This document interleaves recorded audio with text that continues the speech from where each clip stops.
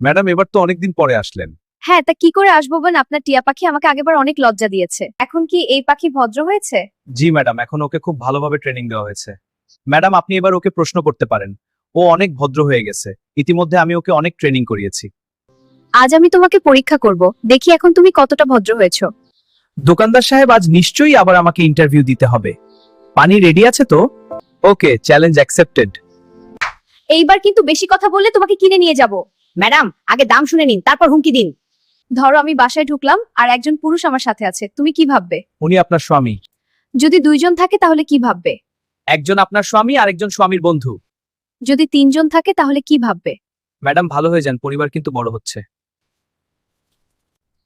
আর যদি চারজন পুরুষ থাকে? দোকানদার সাহেব পানি আনেন, ইতিহাস আবার রিপিট হবে।